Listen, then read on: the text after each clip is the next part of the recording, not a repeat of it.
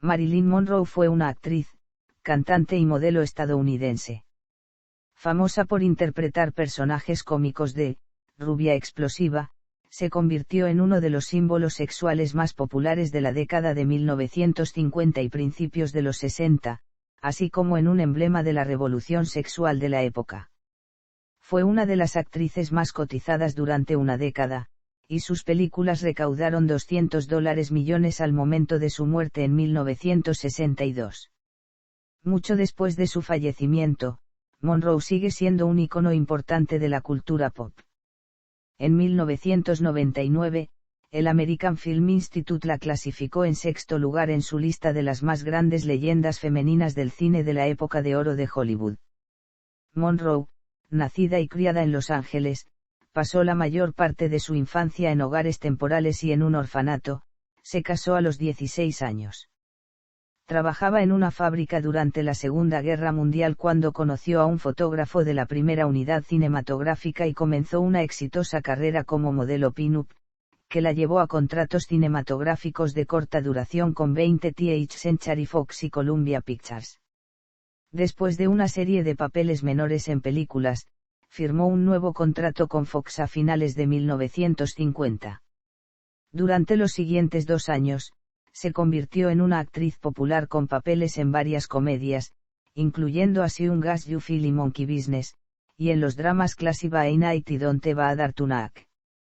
Se enfrentó a un escándalo cuando se reveló que había posado desnuda en una sesión fotográfica antes de convertirse en una estrella, pero la historia no dañó su carrera y, en cambio, provocó un mayor interés en sus películas.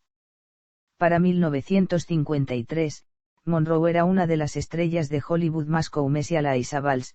Tuvo papeles protagónicos en la película de cine negro Niagara, que se centró abiertamente en su atractivo sexual, y las comedias Gentlemen Prefer Blondes y How to Marry a Millionaire, las cuales establecieron su imagen de estrella como una rubia tonta.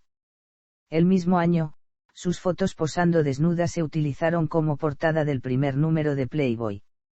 Desempeñó un papel importante en la creación y gestión de su imagen pública a lo largo de su carrera, pero se sintió decepcionada cuando fue encasillada y mal pagada por el estudio. Fue suspendida brevemente a principios de 1954 por rechazar un proyecto cinematográfico, pero volvió para protagonizar The Seven Years, uno de los mayores éxitos de taquilla de su carrera. Cuando el estudio aún se mostraba reacio a cambiar el contrato de Monroe, ella fundó su propia productora de cine en 1954. Dedicó 1955 a construir la compañía y comenzó a estudiar actuación del método con Lee Strasberg en el Actors Studio. Más tarde ese año, Fox le otorgó un nuevo contrato, que le dio más control y un salario más alto.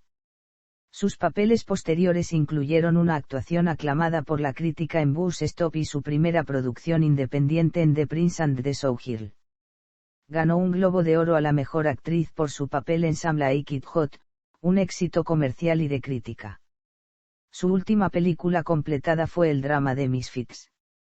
La problemática vida privada de Monroe recibió mucha atención. Luchó contra la adicción y los trastornos del estado de ánimo. Sus matrimonios con la estrella de béisbol retirada Joe DiMaggio y el dramaturgo Arthur Miller fueron muy publicitados, pero terminaron en divorcio. El 4 de agosto de 1962, murió a los 36 años de edad a causa de una sobredosis de barbitúricos en su casa de Los Ángeles. Su muerte fue declarada como un probable suicidio. Biografía y carrera. 1926 a 1943. Infancia y primer matrimonio. Monroe nació bautizada como Norma Jean Mortenson el 1 de junio de 1926, en el Hospital Los Ángeles County Hospital en Los Ángeles, California. Su madre, Gladys Pearl Baker, nació en Piedras Negras, Coahuila, México, en el seno de una familia pobre del Medio Oeste que había emigrado a California a principios de siglo. A los 15 años de edad, Gladys se casó con John Newton Baker, un hombre abusivo 9 años mayor que ella. Tuvieron 2 hijos, Robert y Bernice. Ella solicitó con éxito el divorcio y la custodia exclusiva en 1923, Pero Baker secuestró a los niños poco después y se mudó con ellos a su natal Kentucky. A Monroe no le dijeron que tenía una hermana hasta los 12 años, y conoció a Bernice por primera vez cuando era adulta. Después del divorcio, Gladys trabajó como cortadora de negativos de película en Kansas City Film Industries. En 1924, se casó con Martin Edward Mortensen, pero se separaron unos meses después y se divorciaron en 1928. En 2022, pruebas de ADN indicaron que el padre de Monroe fue Charles Stanley Giffard, un compañero de trabajo de Gladys con quien tuvo una aventura en 1925. Aunque Gladys no estaba mental ni económicamente preparada para tener un hijo, la primera etapa de la infancia de Monroe fue estable y feliz. Gladys dejó a su hija a cargo de unos padres adoptivos practicantes del cristianismo evangélico, Albert e Ida Ballender, quienes residían en el pueblo rural de Hawthorne. Ella también vivió allí durante los primeros 6 meses, hasta que se vio obligada a regresar a la ciudad debido al trabajo. Luego comenzó a visitar a su hija los fines de semana. En el verano de 1933, Gladys compró una pequeña casa en Hollywood con un préstamo de Homeowners Loan Corporation, y se mudó ahí junto a Monroe, quien tenía 7 años de edad. Compartieron la casa con los inquilinos, los actores George y Maud Atkinson y su hija, Nellie. En enero de 1934, Gladys sufrió un colapso mental y se le diagnosticó esquizofrenia paranoide. Después de varios meses en una casa de reposo, fue internada en el Hospital Estatal Metropolitano. El resto de su vida transcurrió entrando y saliendo de hospitales y rara vez estaba en contacto con Monroe. Monroe pasó a estar bajo la tutela del Estado y la amiga de su madre, Grace Goddard, se hizo responsable de los asuntos de ella y de su madre.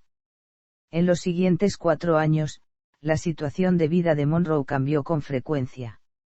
Durante los primeros 16 meses, continuó viviendo con los Atkinson y es posible que haya sido abusada sexualmente durante este tiempo.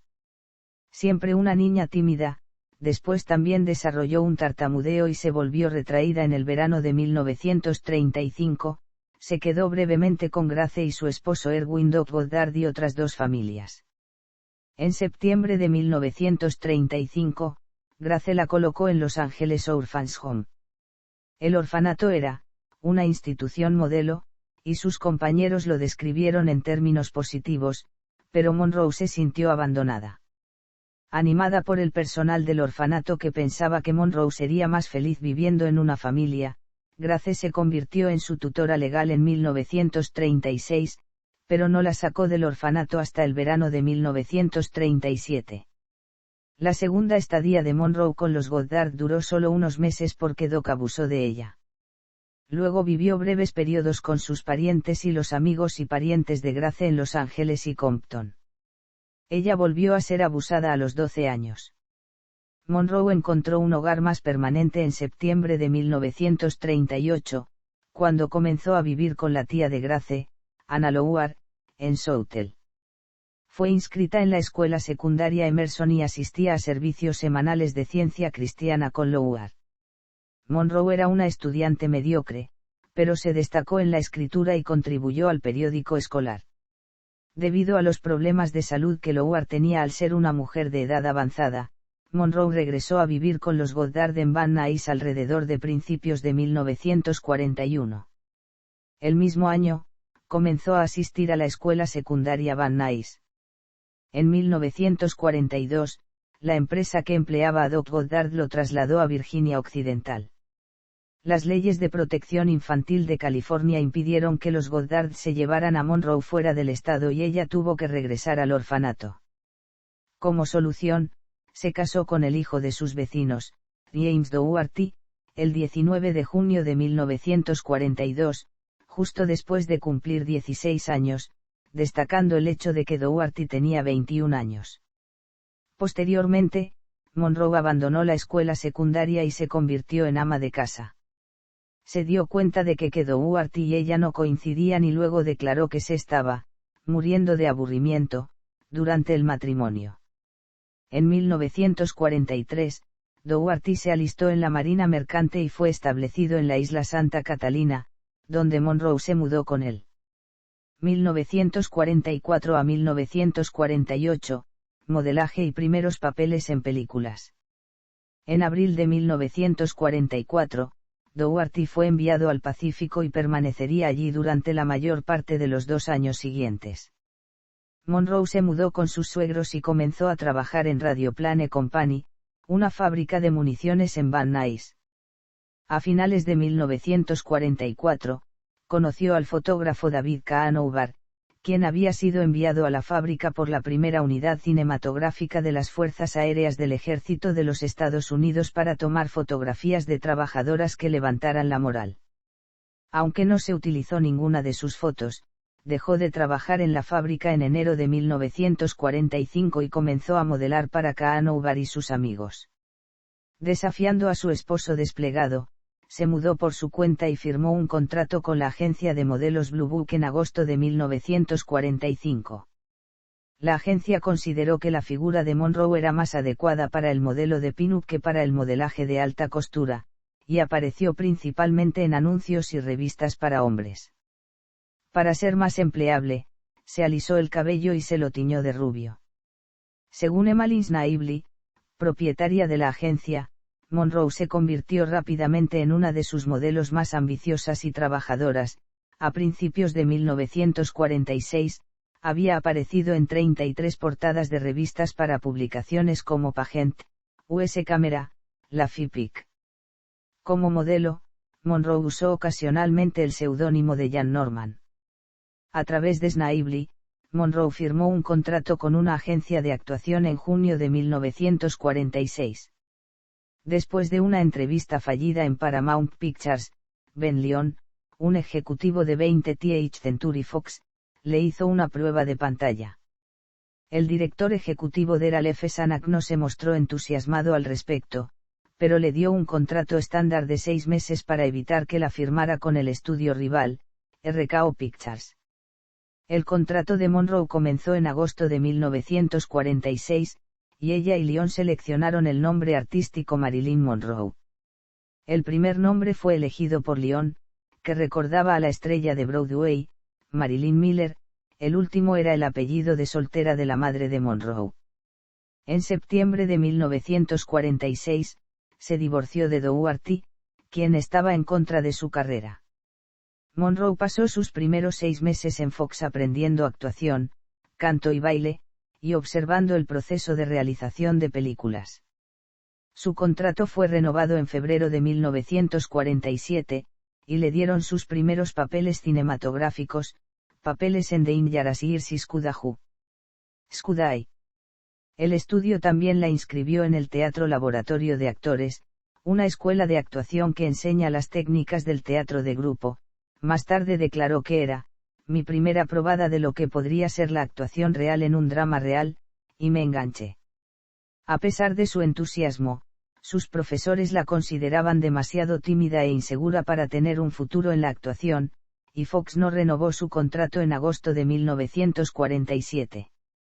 Regresó al modelaje mientras también realizaba trabajos ocasionales en estudios de cine, como trabajar como bailarina, marcapasos, detrás de escena para mantener los protagonistas en los sets musicales. Monroe estaba decidida a triunfar como actriz y continuó estudiando en el laboratorio de actores. Tuvo un pequeño papel en la obra Glamour Preferred en el Bliss Hayden Theatre, pero terminó después de un par de funciones. Para trabajar en Red, frecuentaba las oficinas de los productores, se hacía amiga del columnista de chismes Sidney Skolsky y recibía a invitados masculinos influyentes en funciones de estudio, una práctica que había comenzado en Fox.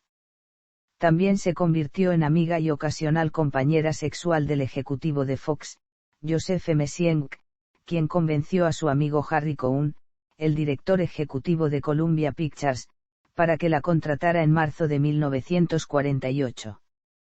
En Columbia, la apariencia de Monroe se inspiró en Rita Hayworth y su cabello era rubio platino de colorado. Comenzó a trabajar con la entrenadora principal de teatro del estudio, Natasha Littes, quien sería su mentora hasta 1955. Su única película en el estudio fue el musical de bajo presupuesto Ladies of the Chorus, en el que tuvo su primer papel protagónico como una corista que es cortejada por un hombre rico. También hizo una prueba de pantalla para el papel principal en Nacida ayer, pero su contrato no fue renovado en septiembre de 1948. Ladies of the Chorus fue lanzado al mes siguiente y no fue un éxito, por lo que su contrato fue rescindido. 1949 a 1952, años de avance. Cuando terminó su contrato en Columbia, Monroe volvió de nuevo al modelaje. Ella filmó un comercial para la cerveza Pabst y posó en desnudos artísticos para los calendarios de John Baumgart. Monroe había posado anteriormente en topless o vestida en bikini para otros artistas como Earl Moran, y se sentía cómoda con la desnudez. Poco después de dejar Columbia, también conoció y se convirtió en la protegida y amante de Johnny Hyde, el vicepresidente de William Morris Agency. A través de Hyde, Monroe consiguió pequeños papeles en varias películas, incluso en 2 obras aclamadas por la crítica, el drama All About Eve de Joseph Mankiewicz y la película de cine negro de John Huston, The Asphalt Jungle. A pesar de que su tiempo de pantalla fue solo de unos minutos en este último, ganó una mención en Photoplay y, según el biógrafo Donald Spoutou, pasó efectivamente de modelo de película a actriz seria. En diciembre de 1950, Hyde negoció un contrato de 7 años para Monroe con 20th Century Fox. Según sus términos, Fox podría optar por no renovar el contrato cada año. Hyde murió de un ataque cardíaco pocos días después, lo que dejó a Monroe devastada. En 1951, Monroe tuvo papeles secundarios en 3 comedias de Fox de éxito moderado, As Young as You Feel, Love Nest y Let's Make It Legal. Según Spoutou, las 3 películas la presentaban, esencialmente un adorno sexy, pero recibió algunos elogios de los críticos. Beasley Crowder de The New York Times la describió como excelente, en As Young as You Feel, y Ezra Goodman de Los Ángeles Daily News la llamó una de las más brillantes y prometedoras, de Love Nest. En febrero de 1951, se inscribió en las clases nocturnas de arte y literatura de la Universidad de California. Su popularidad entre el público también estaba creciendo, recibió varios miles de cartas de admiradores a la semana y fue declarada Miss Cheesecake de 1951, por el periódico del Ejército Barras y Estrellas, reflejando las preferencias de los soldados en la Guerra de Corea. En febrero de 1952, la Asociación de la Prensa Extranjera de Hollywood nombró a Monroe la mejor personalidad de taquilla joven. En su vida privada, Monroe tuvo una breve relación con el director Elia Kazan y también salió brevemente con otros hombres, incluido el director Nicholas Ray y los actores Ian Brine y Peter Lawford. A principios de 1952, comenzó un romance muy publicitado con la estrella de béisbol retirada de los New York Yankees, Joe DiMaggio, una de las personalidades deportivas más famosas de la época. Monroe se encontró en el centro de un escándalo en marzo de 1952, cuando reveló públicamente que había posado para un calendario de desnudos en 1949. El estudio se había enterado de las fotos y que se rumoreaba públicamente que ella era la modelo unas semanas antes, y junto con Monroe decidieron que para evitar dañar su carrera lo mejor era admitirlas, mientras enfatizaba que estaba arruinada en ese momento. La estrategia ganó la simpatía del público y aumentó el interés en sus películas, por las que ahora estaba recibiendo la máxima facturación. A raíz del escándalo, Monroe apareció en la portada de Life como la charla de Hollywood, y la columnista de chismes, Eda Jaapar, la declaró la reina de la tarta de queso, convertida en éxito de taquilla. Fox lanzó 3 de las películas de Monroe, Classy by Night, Don't Bother Tonight y We're Not Married, poco después para capitalizar el interés público. A pesar de su nueva popularidad como símbolo sexual, Monroe también deseaba mostrar más de su rango de actuación. Había comenzado a tomar clases de actuación con Michael Chekhov y la mímica Laati Goslar poco después de comenzar el contrato con Fox, y Classy by Night y Don't Bother Tonight la mostraban en diferentes roles.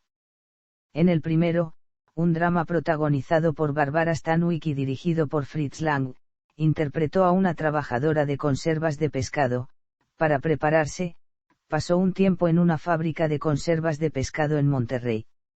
Recibió críticas positivas por su actuación.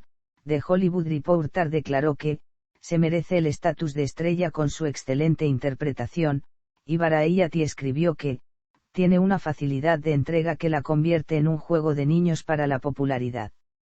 Este último fue un thriller en el que Monroe interpretó a una niñera con trastornos mentales y que Sun acusó para probar sus habilidades en un papel dramático más pesado.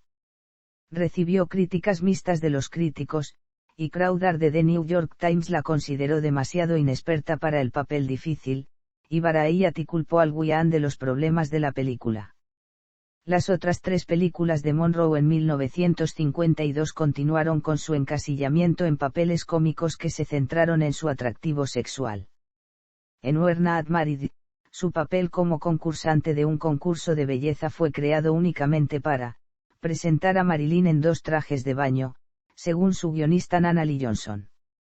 En Monkey Business, dirigida por Howard Hawks, en la que actuó junto a Cary Grant, interpretó a una secretaria que es una rubia tonta e infantil, inocentemente inconsciente de los estragos que su sensualidad causa a su alrededor. En O. Henry's Full House, tuvo un papel menor como trabajadora sexual. Monroe se sumó a su reputación como un nuevo símbolo sexual con trucos publicitarios ese año. Usó un vestido revelador cuando actuó como gran mariscal en el desfile de Miss América, y le dijo al columnista de chismes Earl Wilson que generalmente no usaba ropa interior. A finales de año, la columnista de chismes Florabelle Muir nombró a Monroe la It Girl de 1952.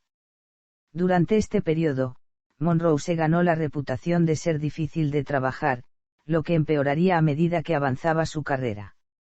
A menudo llegaba tarde o no se presentaba en absoluto, no recordaba sus líneas y exigía varias repeticiones antes de estar satisfecha con su actuación. Su dependencia de sus entrenadoras de actuación, Natasha Littes y luego Paula Strasberg, también irritó a los directores. Los problemas de Monroe se han atribuido a una combinación de perfeccionismo, baja autoestima y miedo escénico. No le gustaba su falta de control en los sets de filmación y nunca experimentó problemas similares durante las sesiones de fotos, en las que tenía más voz sobre su actuación y podía ser más espontánea en lugar de seguir un guión. Para aliviar su ansiedad y su insomnio crónico, comenzó a consumir barbitúricos, anfetaminas y alcohol, lo que también agravó sus problemas, aunque no se volvió severamente adicta hasta 1956. Según Sarah Churchwell, parte del comportamiento de Monroe, especialmente más adelante en su carrera, también fue en respuesta a la condescendencia y el sexismo de sus coprotagonistas y directores masculinos. De manera similar, la biógrafa Lois Banner ha declarado que fue intimidada por muchos de sus directores. 1953, Consagración. Monroe protagonizó 3 películas que se estrenaron en 1953 y emergió como un símbolo sexual importante y una de las artistas más rentables de Hollywood. La primera fue la película de cine negro de Technicolor, Niagara, en la que interpretó a una mujer fatal que planeaba asesinar a su marido, interpretado por Joseph Cotton. Darrell F. Zanuck, el entonces presidente de la 20th Century Fox, solicitó el papel expresamente para Monroe. Así fue como Marilyn Monroe sustituyó a Anne Bancroft. Para entonces, Monroe y su maquilladora Lanoa Otis Naidar habían desarrollado su look de maquillaje, característico, cejas arqueadas oscuras, piel pálida, labios rojos, relucientes, y un lunar. Según Sarah Churchwell, Niagara fue una de las películas más abiertamente sexuales de la carrera de Monroe. En algunas escenas, el cuerpo de Monroe estaba cubierto solo por una sábana o una toalla, lo que el público contemporáneo consideraba impactante. La escena más famosa de Niagara es una toma larga de 30 segundos detrás de Monroe, donde se la ve caminando con las caderas balanceándose, lo que se utilizó mucho para la mercadotecnia de la película. Cuando Niagara fue lanzado en enero de 1953, los clubes de mujeres protestaron por ser inmoral, pero resultó ser popular entre el público.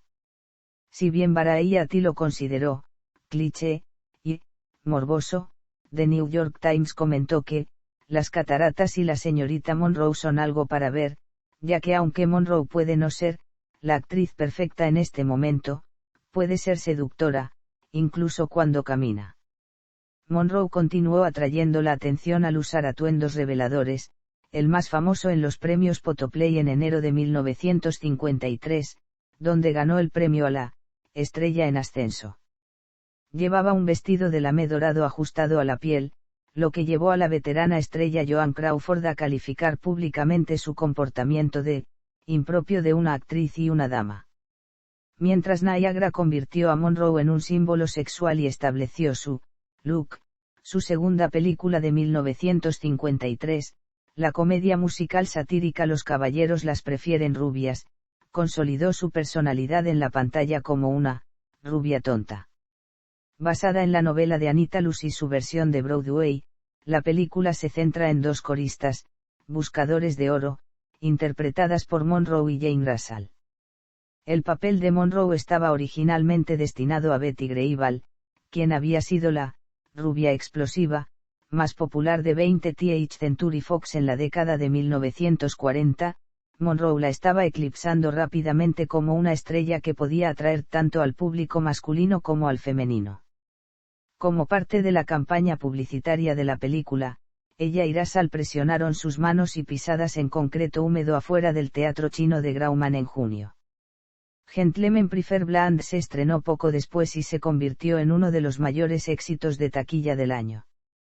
Crowder de The New York Times y William Bragdon de Variety comentaron favorablemente sobre Monroe, destacando especialmente su interpretación de Diamond Sarah Hill's Best Friend. Según este último, demostró la capacidad de sexar una canción, así como de señalar los valores visuales de una escena con su presencia. En septiembre, Monroe hizo su debut televisivo en el Jack Benny Show, interpretando a la mujer fantástica de Jack en el episodio Honolulu Trip. Coprotagonizó con Betty Grable y Lauren Bacall en su tercera película del año, How to Marry a Millionaire, estrenada en noviembre. Presentaba a Monroe como una modelo ingenua que se une a sus amigos para encontrar maridos ricos, repitiendo la fórmula exitosa de los caballeros las prefieren rubias. Fue la segunda película lanzada en CinemaScope, un formato de pantalla ancha que Fox esperaba que atrajera al público a los cines, ya que la televisión comenzaba a causar pérdidas en los estudios cinematográficos. A pesar de las críticas mixtas, la película fue el mayor éxito de taquilla de Monroe en ese momento de su carrera. Monroe fue incluido en la encuesta anual Top 10 Money Making Stars Poll tanto en 1953 como en 1954, y según el historiador de Fox, Aubrey Salaman se convirtió en el mayor activo del estudio junto con CinemaScope.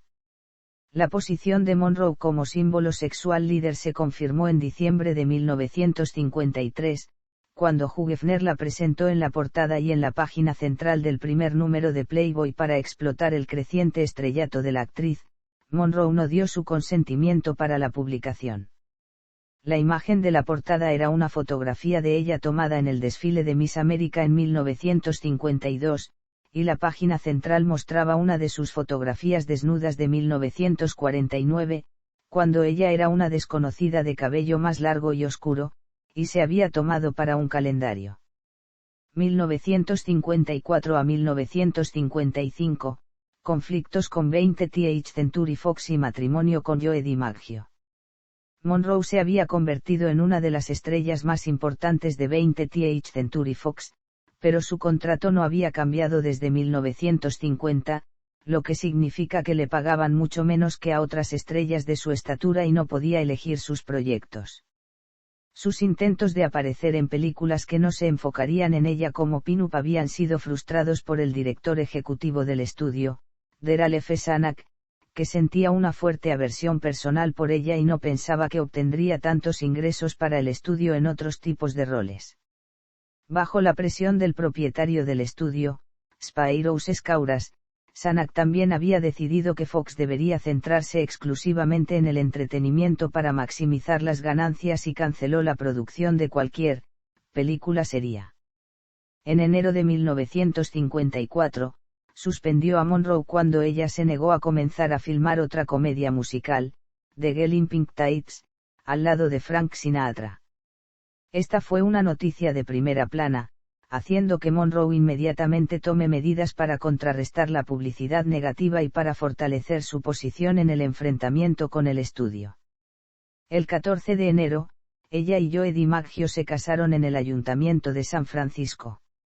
Luego viajaron a Japón, combinando una luna de miel con su viaje de negocios.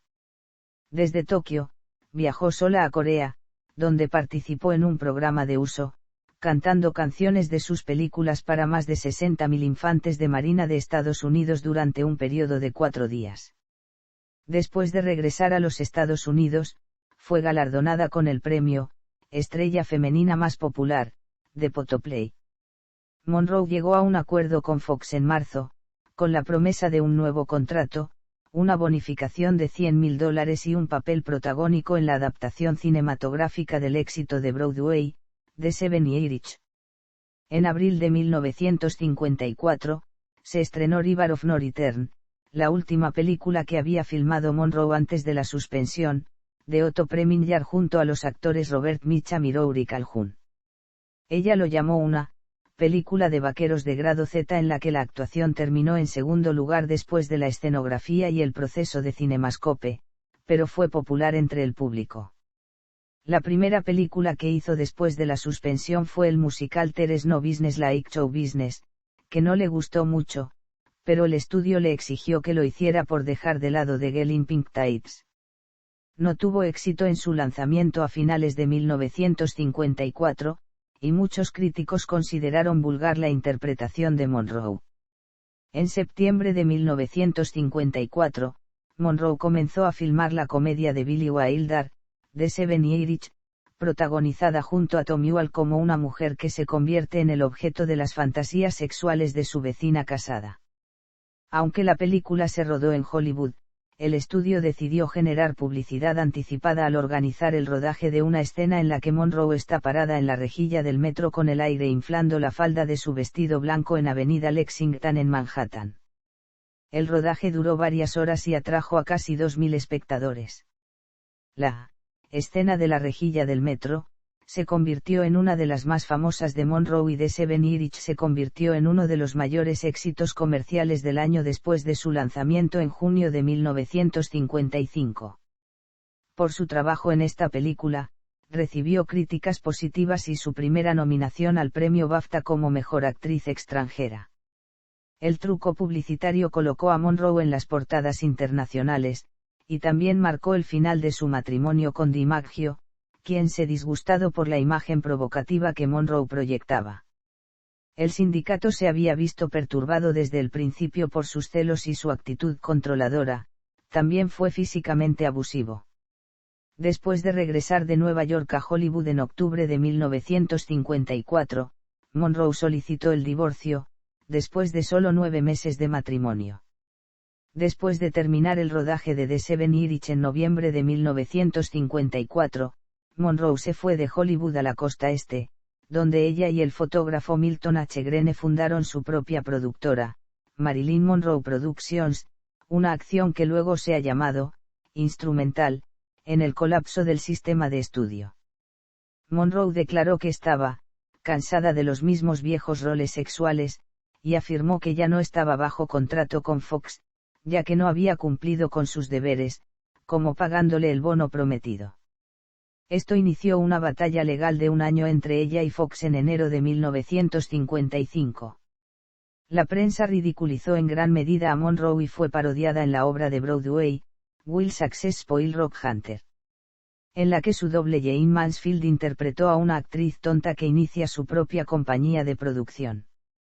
Después de fundar MMP, Monroe se mudó a Manhattan y pasó 1955 estudiando actuación. Por sugerencia de su amigo Truman Capote, tomó clases con Constance Collier hasta la muerte de este.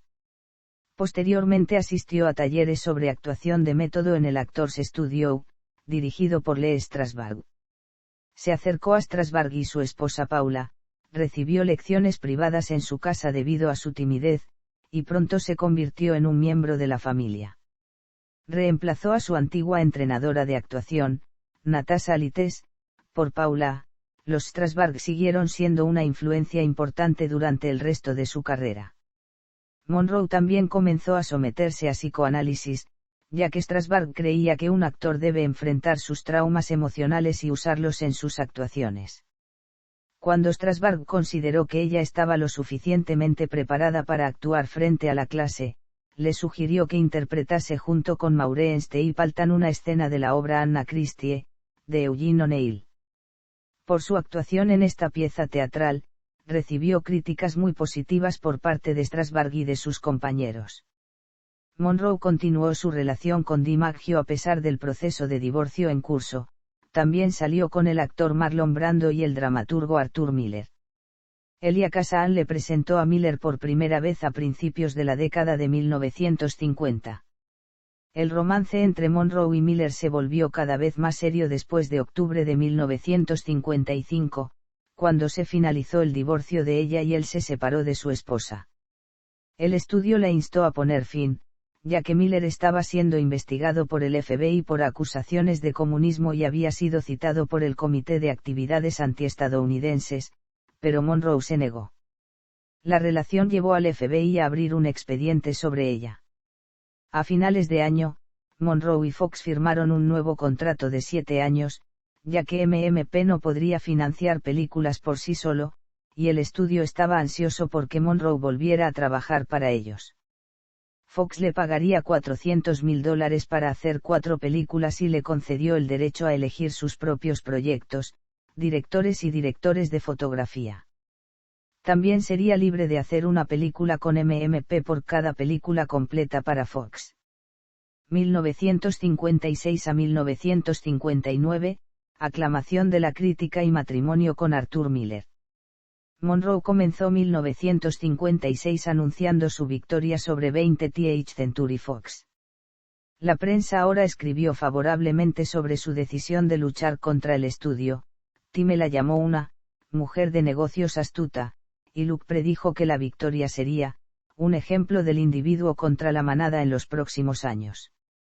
Por el contrario, la relación de Monroe con Miller provocó algunos comentarios negativos, como la declaración de Walter Winchell de que, la estrella rubia de cine más conocida de Estados Unidos es ahora la favorita de la intelectualidad de izquierda. En marzo, Monroe comenzó a filmar el drama Bus Stop, su primera película bajo el nuevo contrato. Interpretó a Cherie, una cantante de salón cuyos sueños de estrellato se ven complicados por un vaquero ingenuo que se enamora de ella. Para el papel, aprendió un acento de Ozark, eligió el vestuario y el maquillaje que carecían del glamour de sus películas anteriores y proporcionó cantos y bailes deliberadamente mediocres. El director de Broadway, Joshua Logan, accedió a dirigir, a pesar de dudar inicialmente de sus habilidades de actuación y conocer su reputación de ser difícil.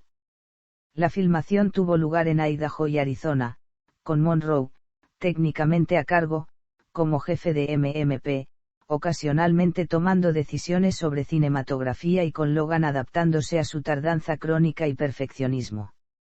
La experiencia cambió la opinión de Logan sobre Monroe, y más tarde la comparó con Charles Chaplin en su capacidad para combinar la comedia y la tragedia. El 29 de junio, Monroe y Miller se casaron en la corte del condado de Westchester en White Plains, Nueva York. 2 días después tuvieron una ceremonia judía en la casa de Kay Brown, el agente literario de Miller, en Oacabak, Nueva York. Con el matrimonio, Monroe se convirtió al judaísmo, lo que llevó a Egipto a prohibir todas sus películas. La prensa accedió a la casa donde se celebró el evento, pero en una de las persecuciones en busca de fotografías murió accidentalmente una periodista que cubría el acontecimiento. Debido al estatus de Monroe como símbolo sexual y la imagen de Miller como intelectual, los medios de comunicación vieron la unión como un desajuste, ya que evidenciado por el titular de Variety, Egeadued Hourglass. Bus Stop fue lanzado en agosto de 1956 y se convirtió en un éxito comercial y de crítica.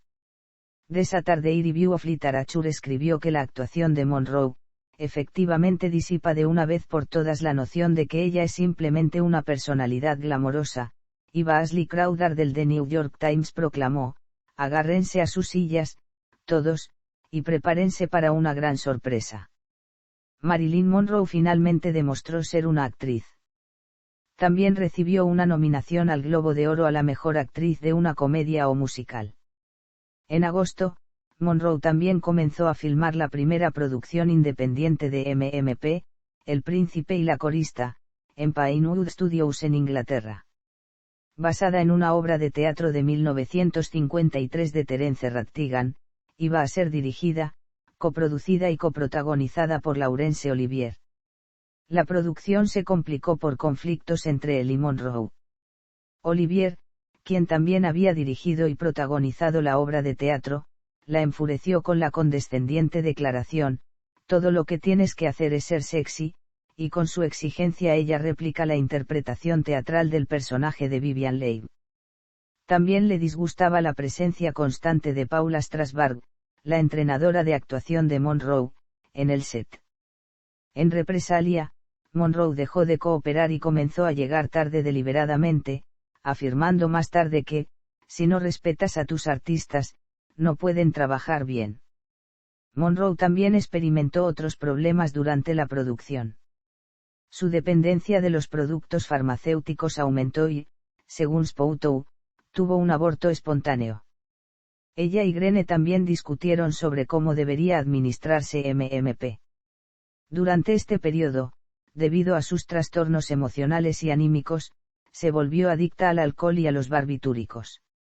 A pesar de las dificultades, el rodaje se completó según lo previsto a finales de 1956. El Príncipe y la Corista fue lanzado a críticas mixtas en junio de 1957 y resultó impopular entre el público estadounidense. Fue mejor recibido en Europa, donde recibió el premio italiano David di Donatello y el premio francés Crystal Star y fue nominada a un BAFTA. Después de regresar de Inglaterra, Monroe tomó una pausa de 18 meses para concentrarse en la vida familiar. Ella y Miller dividen su tiempo entre Nueva York, Connecticut y Long Island. Tuvo un embarazo ectópico a mediados de 1957 y un aborto espontáneo un año después. Estos problemas probablemente estaban relacionados con su endometriosis. Monroe también fue hospitalizada brevemente debido a una sobredosis de barbitúricos. Como ella y Greene no pudieron resolver sus desacuerdos sobre MMP, Monroe compró su parte de la empresa. Monroe regresó a Hollywood en julio de 1958 para actuar junto a Jack Lemmon y Tony Curtis en la comedia de Billy Wilder sobre roles de género, Some Like It Hot. Consideró el papel de Sugar Cane como otra, rubia tonta, pero lo aceptó debido al estímulo de Miller y la oferta del 10% de las ganancias de la película además de su salario estándar. La difícil producción de la película se ha convertido desde entonces en legendaria. Monroe exigió docenas de repeticiones, y no recordó sus líneas ni actuó como se le indicó. Curtis declaró que besarla era, como besar a Hitler, debido a la cantidad de repeticiones. La propia Monroe comparó en privado la producción con un barco que se hunde y comentó sobre sus coprotagonistas y el director de formas negativas. Muchos de los problemas surgieron de ella y Wilder, que también tenía fama de ser difícil, en desacuerdo sobre cómo debería desempeñar el papel.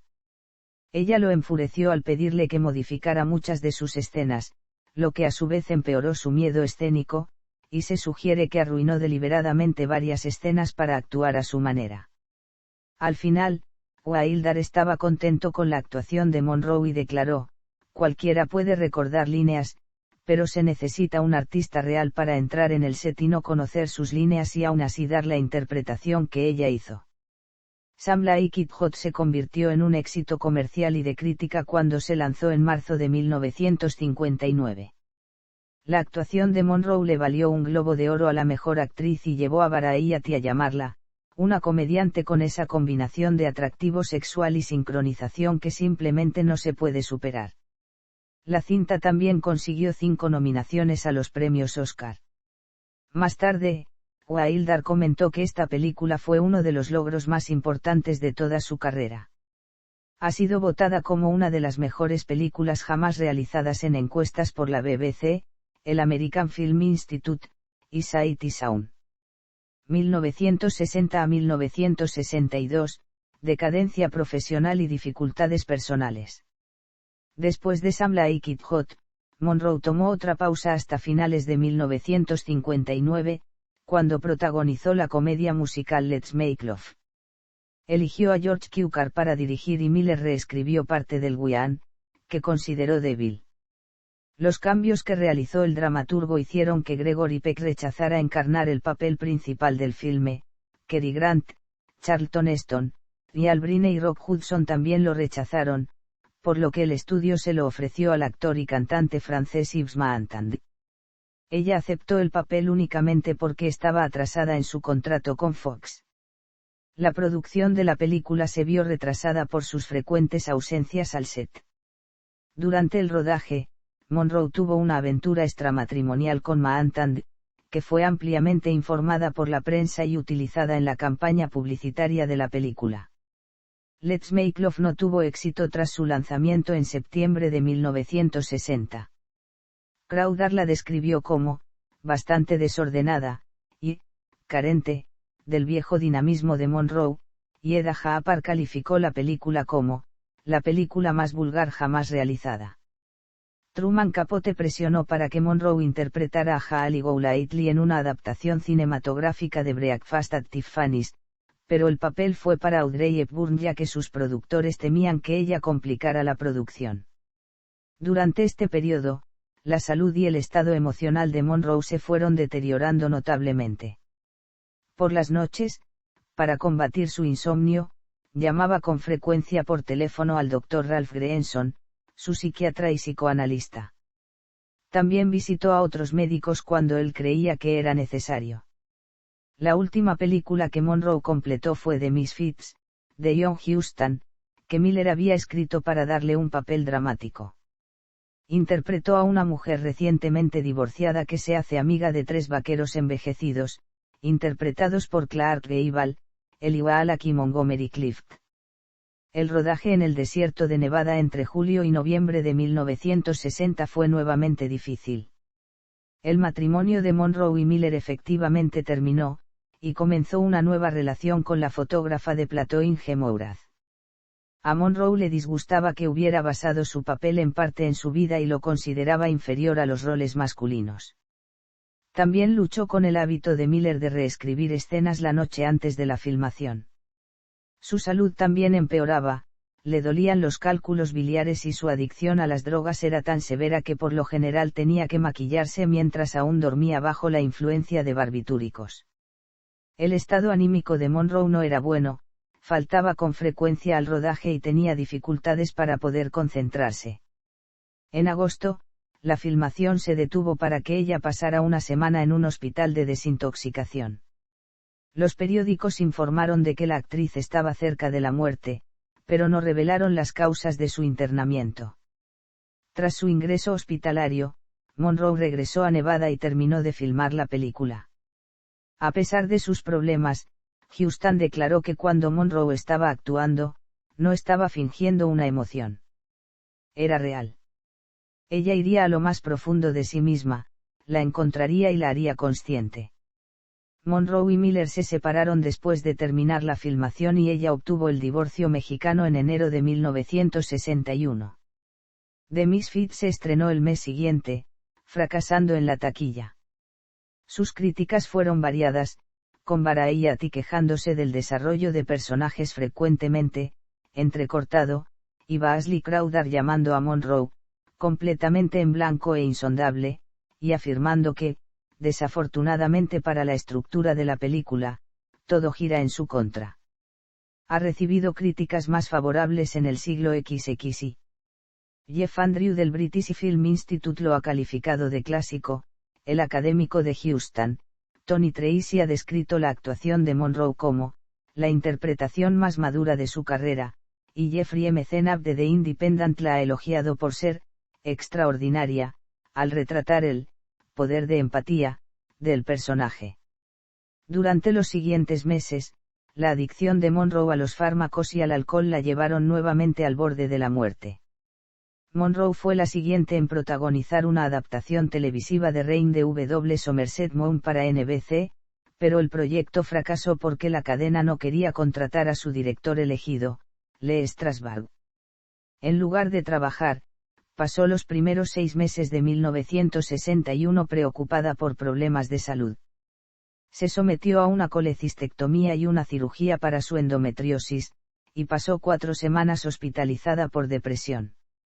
Fue ayudada por su exmarido Joe DiMaggio, con quien reavivó una amistad, y salió con su amigo, Frank Sinatra, por varios meses. Monroe también se mudó permanentemente a California en 1961, comprando una casa en 12305 Fifth Helena Drive en Brentwood, Los Ángeles a principios de 1962. Monroe volvió al ojo público en la primavera de 1962. Recibió un Globo de Oro a la película favorita mundial, y comenzó a rodar una película para Fox, Something's Got to Give, una nueva versión de Mi mujer favorita. Iba a ser coproducida por MMP, dirigida por George Cukor y coprotagonizada por Dean Martin y Sid Ciaris. Días antes de que comenzara la filmación, Monroe contrajo sinusitis. A pesar del consejo médico de posponer la producción, Fox la inició como estaba previsto a finales de abril. Monroe estuvo demasiado enferma para trabajar durante la mayor parte de las siguientes 6 semanas, pero a pesar de las confirmaciones de varios médicos, el estudio la presionó alegando públicamente que estaba fingiendo. El 19 de mayo, se tomó un descanso para cantar, Feliz cumpleaños, Sr. Presidente, en el escenario de la celebración del cumpleaños anticipado del presidente John F. Kennedy en el Madison Square Garden de Nueva York. Llamó la atención con su disfraz, un vestido ceñido de color beige cubierto de pedrería, que la hacía parecer desnuda. El viaje de Monroe a Nueva York causó aún más irritación a los ejecutivos de Fox, que querían que ella lo cancelara. A continuación, Monroe filmó una escena para Something's Got to Give en la que nadaba desnuda en una piscina. Para generar publicidad anticipada, se invitó a la prensa a realizar fotografías, estos se publicaron más tarde en Life. Esta fue la primera vez que una estrella importante posó desnuda en el apogeo de su carrera. Cuando estuvo nuevamente de baja por enfermedad durante varios días, Fox decidió que no podía permitirse que otra película se retrasara cuando ya estaba luchando con los crecientes costos de Cleopatra. El 7 de junio, Fox despidió a Monroe y la demandó por $750.000 en daños. Fue reemplazada por Lee Remick, pero después de que Martin se negó a hacer la película con alguien que no fuera Monroe, Fox también lo demandó y cerró la producción. El estudio culpó a Monroe por la desaparición de la película y comenzó a difundir publicidad negativa sobre ella, incluso alegando que tenía un trastorno mental.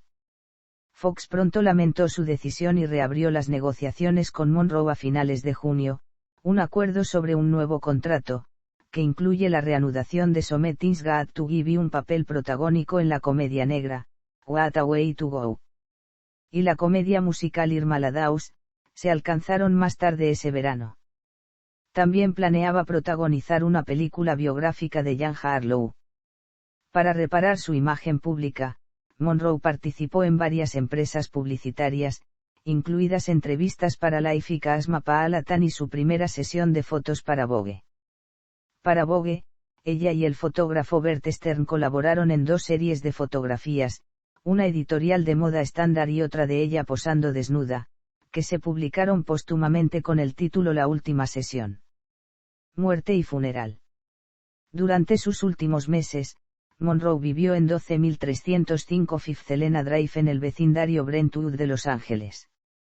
Su ama de llaves Eunice Mary estaba pasando la noche en la casa la noche del 4 de agosto de 1962. Mary se despertó a las 3 de la madrugada del 5 de agosto y sintió que algo andaba mal. Vio luz debajo de la puerta del dormitorio de Monroe, pero no pudo obtener una respuesta y encontró la puerta cerrada. Mary luego llamó al psiquiatra de Monroe, Ralph Greenson, quien llegó a la casa poco después e irrumpió en el dormitorio a través de una ventana para encontrar a Monroe muerta en su cama. El médico de Monroe, Hyman Engelberg, llegó alrededor de las 3:50 de la madrugada y la declaró muerta en el lugar. A las 4:55 de la madrugada, el jefe del Departamento de Policía de Los Ángeles, Jack Clemens, recibió una llamada inquietante. Su interlocutor era el Dr. Greenson, psiquiatra, y el mensaje era claro: la actriz había muerto.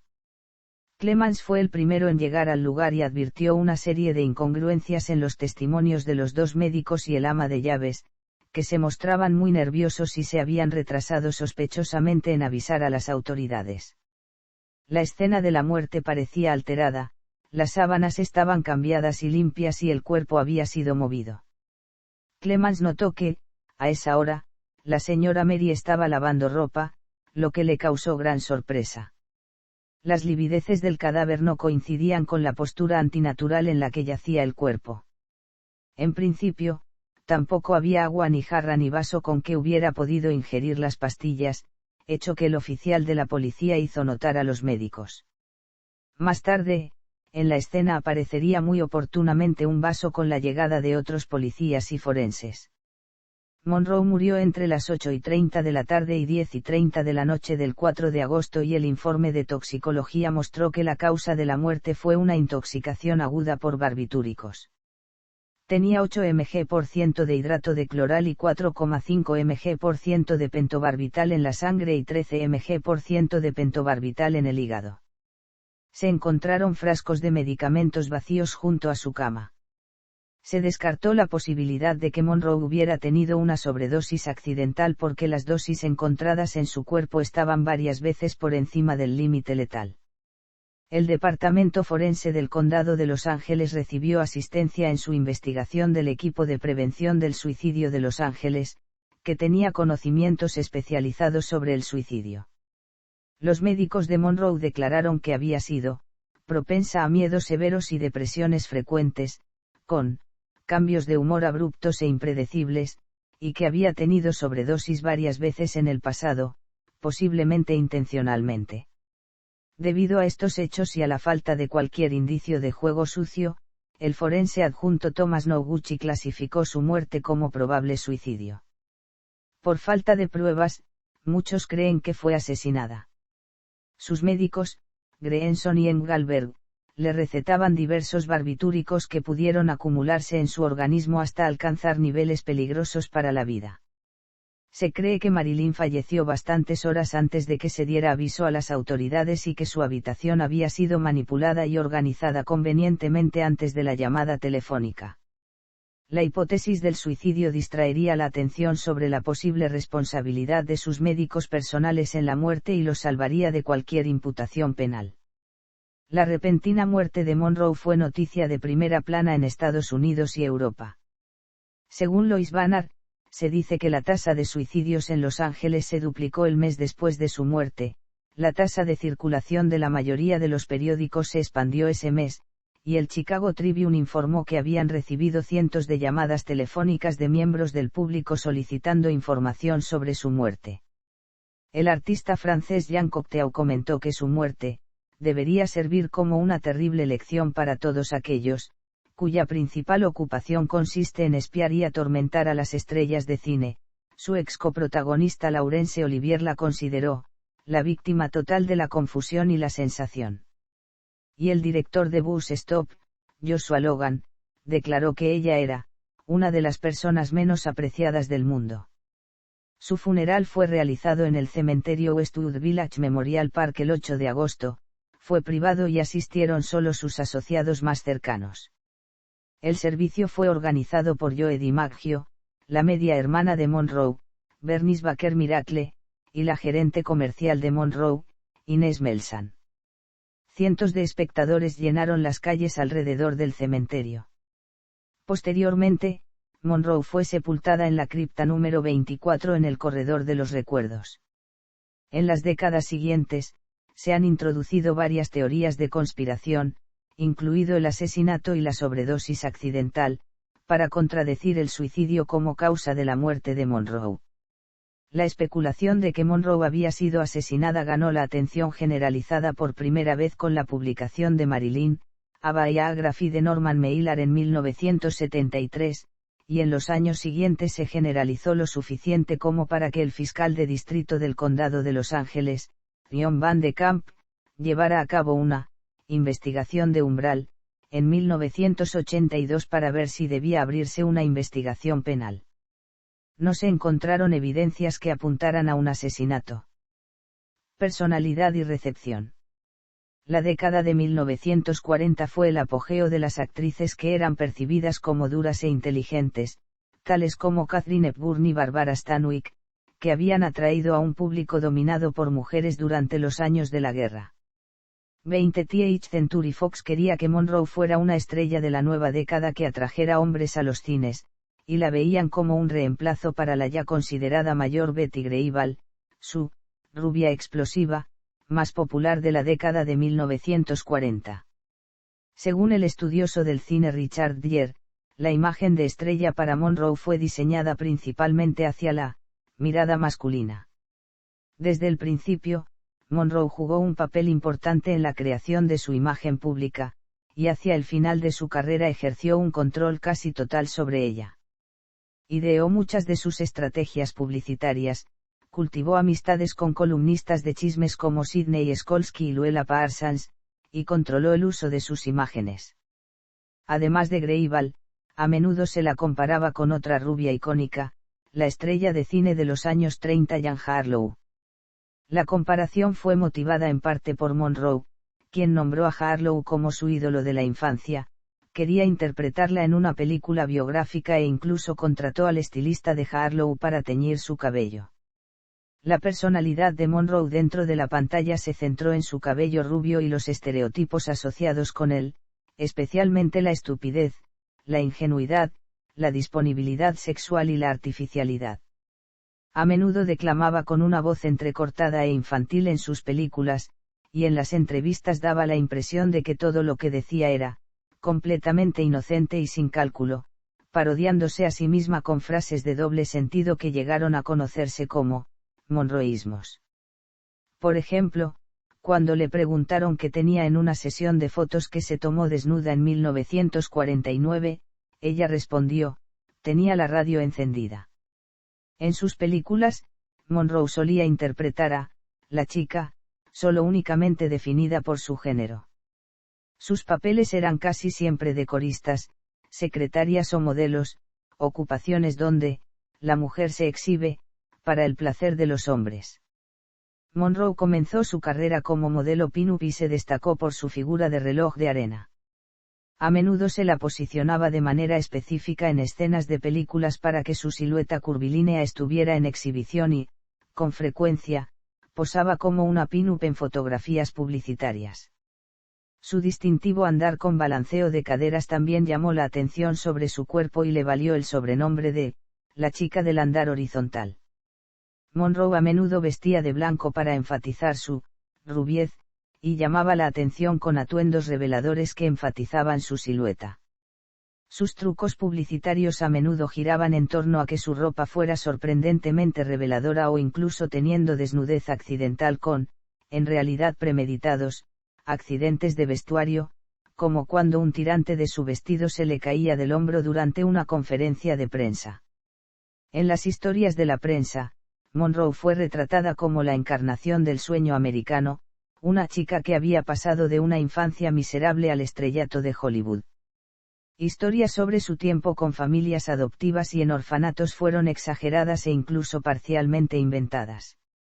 El estudioso del cine Thomas Harris escribió que sus raíces de clase trabajadora y la falta de familia la hacían parecer más disponible sexualmente, la compañera de juegos ideal, en contraste con su contemporánea, Grace Kelly, quien también fue promocionada como una rubia atractiva, pero debido a su origen de clase alta fue percibida como una actriz sofisticada, inalcanzable para la mayoría de los espectadores masculinos.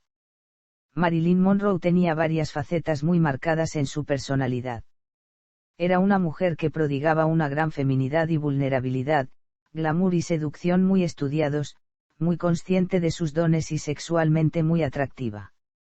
En la sociedad de su época, a veces la gente pensaba que era menos inteligente de lo que realmente era, para ella era muy importante lo que opinaban las personas más cercanas.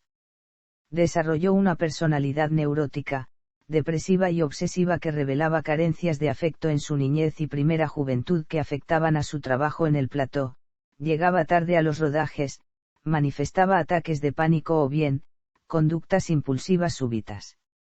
Aunque la personalidad de Monroe en la pantalla como una rubia tonta pero sexualmente atractiva era un acto cuidadosamente elaborado, el público y los críticos de cine creían que era su verdadera personalidad. Esto se convirtió en un obstáculo cuando quería desempeñar otro tipo de roles o ser respetada como empresaria. La académica Sarah Churchwell estudió narrativa sobre Monroe y ha declarado, el mayor mito es que ella era tonta. La segunda es que era frágil. La tercera es que no pudo actuar. Ella estaba lejos de ser tonta, aunque no tenía una educación formal, y era muy sensible al respecto. Pero en verdad era muy inteligente, y muy dura. Tenía que ser ambas cosas para vencer al sistema de estudios de Hollywood en la década de 1950. La rubia tonta era un papel, era actriz, por el amor de Dios. Una actriz tan buena que ahora nadie cree que ella fuera otra cosa que lo que retrató en la pantalla. La biógrafa Lois Banner escribe que Monroe a menudo parodiaba sutilmente su condición de símbolo sexual en sus películas y apariciones públicas, y que, el personaje de Marilyn Monroe que creó era un arquetipo brillante, que se interpone entre Mae West y Madonna en la tradición de estafadores de género del siglo XX. La propia Monroe declaró que West influyó en ella, aprendiendo, algunos trucos de ella, esa impresión de reírse o burlarse de su propia sexualidad. Estudió comedia en clases impartidas por la mimo y bailarina Laati Goslar, famosa por sus cómicas representaciones teatrales, y Goslar también la instruyó en platós de filmación. En Gentlemen Prefer Blondes, una de las películas en las que interpretó a una rubia tonta arquetípica, Monroe tenía la frase, puedo ser inteligente cuando es importante, pero a la mayoría de los hombres no les gusta, agregada a las líneas de su personaje. Según Dyer, Monroe se convirtió en, virtualmente un nombre familiar para el sexo, en la década de 1950 y, su imagen debe situarse en el flujo de ideas sobre la moralidad y la sexualidad que caracterizaron la década de los 50 en Estados Unidos, como las ideas freudianas sobre el sexo, el informe Kinsey y The Feminine Mystique de Betty Friedan. Al parecer vulnerable e inconsciente de su atractivo sexual, Monroe fue el primer símbolo sexual en presentar el sexo como algo natural y sin peligro, en contraste con las femme fatales de la década de 1940. Spoutou también la describe como la encarnación del ideal de posguerra de la chica americana, suave, transparentemente necesitada, adoradora de los hombres, ingenua, ofreciendo sexo sin exigencias, que se repite en la afirmación de Mahalia Haskell de que, ella era la ficción de los años 50, la mentira de que una mujer no tenía necesidades sexuales, que ella estaba allí para satisfacer o mejorar las necesidades de un hombre. Norman Mailer, contemporáneo de Monroe, escribió que, Marilyn sugirió que el sexo podría ser difícil y peligroso con los demás, pero helado con ella, mientras que Groucho Marx la describió como, Mae West, Ceida Vara y Bo Peep, todo en uno. Según Haskell, debido a su condición de símbolo sexual, Monroe era menos popular entre las mujeres que entre los hombres, ya que, no podían identificarse con ella y no la apoyaban, aunque esto cambiaría después de su muerte. Dyer también ha argumentado que el cabello rubio de Monroe se convirtió en su característica definitoria porque la hizo, racialmente inequívoca, y exclusivamente blanca justo cuando comenzaba el movimiento de derechos civiles, y que debería ser vista como emblemática del racismo en la cultura popular del siglo XX. Banner estuvo de acuerdo en que puede no ser una coincidencia que Monroe lanzara una tendencia de actrices rubias platino durante el movimiento por los derechos civiles, pero también ha criticado a Dyer, señalando que en su vida privada altamente publicitada, Monroe se asoció con personas que eran vistas como etnias blancas, como Joe DiMaggio y Arthur Miller. Según Banner, a veces desafió las normas raciales predominantes en sus fotografías publicitarias, por ejemplo, en una imagen presentada en Look en 1951, se la mostró con ropa reveladora mientras practicaba con el entrenador de canto afroamericano, Phil Moore. Monroe fue percibida como una estrella específicamente estadounidense, una institución nacional tan conocida como los hot dogs, la tarta de manzana o el béisbol, según Photoplay.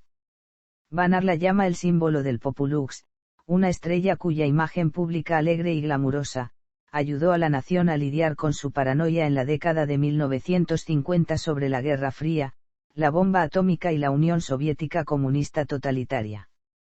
La historiadora Fiona Handysay describe que el público femenino francés asoció la blancura rubia con la modernidad y la limpieza estadounidenses, por lo que Monroe llegó a simbolizar una mujer moderna y, liberada, cuya vida transcurre en la esfera pública. La historiadora de cine Laura Mulvey ha escrito sobre ella como un respaldo a la cultura de consumo estadounidense. Si Estados Unidos exportara la democracia del glamour a la Europa empobrecida de la posguerra, las películas podrían ser su escaparate. Marilyn Monroe, con todos sus atributos estadounidenses y su sexualidad aerodinámica, llegó a personificar en una sola imagen esta compleja interfaz de lo económico, lo político y lo erótico. A mediados de la década de 1950, representaba una marca de glamour sin clases, disponible para cualquiera que usara cosméticos, medias de nylon y peróxido estadounidenses. 20th Century Fox se benefició aún más de la popularidad de Monroe al cultivar varias actrices parecidas, como Jane Mansfield y Serena North.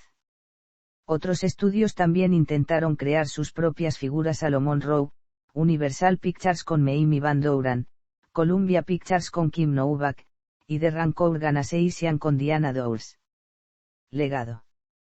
Según The Guide to United States Popular Culture, como ícono de la cultura popular estadounidense, los pocos rivales en popularidad de Monroe incluyen a Elvis Presley y Mickey Mouse. Ninguna otra estrella ha inspirado una gama tan amplia de emociones, desde la lujuria hasta la piedad, desde la envidia hasta el remordimiento. La historiadora del arte Gail Levin declaró que Monroe pudo haber sido la persona más fotografiada del siglo XX, y The American Film Institute la nombró la sexta leyenda femenina más grande de la pantalla en la historia del cine estadounidense. El Instituto Smithsoniano la ha incluido en su lista de los 100 estadounidenses más importantes de todos los tiempos, y tanto Variety como VH1 la han colocado entre los 10 primeros en su ranking de los mayores íconos de la cultura popular del siglo XX. Se han escrito cientos de libros sobre Monroe. Ha sido objeto de películas, obras de teatro, óperas y canciones, y ha influido en artistas y animadores como Andy Warhol y Madonna. Ella también sigue siendo una marca valiosa, su imagen y nombre han sido autorizados para cientos de productos, y ha aparecido en la publicidad de marcas como Max Factor, Chanel, Mercedes-Benz y Absolut Vodka. La popularidad duradera de Monroe está vinculada a su imagen pública conflictiva. Por un lado, sigue siendo un símbolo sexual, un icono de la belleza y una de las estrellas más famosas del cine clásico de Hollywood. Por otro, también es recordada por su convulsa vida privada, su inestable infancia, la lucha por el respeto profesional, así como su muerte y las teorías conspirativas que la rodearon. Ha sido escrita por académicos y periodistas interesados en el género y el feminismo. Estos escritores incluyen Gloria Steinem, Jacqueline Rose, Maali Haskell, Sarah Churchwell, y Lois Banner. Algunos, como Steinem, la han visto como una víctima del sistema de estudio. Otros, como Haskell, Rose, y Churchwell, han enfatizado en cambio el papel proactivo de Monroe en su carrera y su participación en la creación de su personalidad pública. Debido al contraste entre su estrellato y su convulsa vida privada, Monroe está estrechamente vinculada a discusiones más amplias sobre fenómenos modernos como los medios de comunicación, la fama y la cultura de consumo. Según la académica Susan Hampshire, Monroe ha continuado siendo relevante para las discusiones en curso sobre sociedad moderna, y ella, nunca está completamente sinterizada en un tiempo o lugar, sino que se ha convertido en una superficie sobre la cual las narrativas de la cultura estadounidense pueden construirse, y, funciona como un tipo cultural que puede ser reproducido, transformado, traducido a nuevos contextos y representado por otras personas. De manera similar, Banner ha llamado a Monroe el cambiaformas eterno, que es recreado por cada generación, incluso cada individuo, según sus propias especificaciones. Monroe sigue siendo un icono cultural, pero los críticos están divididos sobre su legado como actriz. David Thompson calificó su trabajo como insustancial, y Pauline Kael escribió que no podía actuar, sino que usó su falta de habilidades de actriz para divertir al público. Tenía el ingenio, la grosería o la desesperación de convertir la tarta de queso en actuación, y viceversa, ella hizo lo que otros tenían el buen gusto de no hacer. En contraste, Peter Bradshaw escribió que Monroe era una comediante talentosa que comprendió cómo la comedia logró sus efectos, y Roger Ebert escribió que las excentricidades y neurosis de Monroe en los sets se hicieron notorias, pero los estudios la aguantaron mucho después de que cualquier otra actriz hubiera sido excluida porque lo que volvieron a mostrar en la pantalla fue mágico. De manera similar, Jonathan Rosenbaum afirmó que ella subvirtió sutilmente el contenido sexista de su material, y que la dificultad que tienen algunas personas para discernir la inteligencia de Monroe como actriz parece estar enraizada en la ideología de una era regresiva, cuando se suponía que las mujeres superfemeninas no debían ser inteligentes. Reflexión en el arte. Monroe ha sido representada por numerosos artistas plásticos. Filmografía y reconocimientos. Premios. Aunque tenía una gran carrera comenzada desde 1945 a 1962, Monroe solo recibió 15 nominaciones desde 1951. Su primer premio fue un premio Henrietta, una categoría discontinuada de los premios Globo de Oro, como mejor personalidad joven de taquilla. Posteriormente, desde 1952 a 1954 recibió solo premios de revistas como Photoplay y Look, exceptuando por 1953 donde volvió a ganar el premio Henrietta, esta vez en la categoría de película mundial favorita, mujer. Su primera nominación en los premios BAFTA fue en 1956 por The Seven Irish como mejor actriz extranjera. 2 años después volvió a ser nominada por última vez por el proyecto de Prince and the Showgirl en la misma categoría. Seguidamente en 1956 recibió su primera nominación en los premios principales de los Globo de Oro por Bus Stop en la categoría de Mejor Actriz de Cine en Comedia o Musical, ganando el premio en la misma categoría en 1960 por Sam Like It Hot. En 1958 ganó el premio David de Donatello como Mejor Actriz Extranjera, misma categoría por la que ganó el premio Crystal Star en 1959, año en donde quedó en cuarto lugar en los premios Laurel como Mejor Actuación de Comedia Femenina. En 1960, quedó en segundo lugar en el premio Laurel por Sam Like It Hot en la misma categoría. Su último premio antes de morir fue el premio Henrietta en la categoría de película mundial favorita, mujer. En 1999, el American Film Institute clasificó a Monroe en sexto lugar en su lista de las más grandes leyendas del cine femenino de la Edad de Oro de Hollywood. Diamond Sarah Hill's Best Friend, también ocupó el puesto 12 en la lista de las mejores canciones estadounidenses de los últimos 100 años.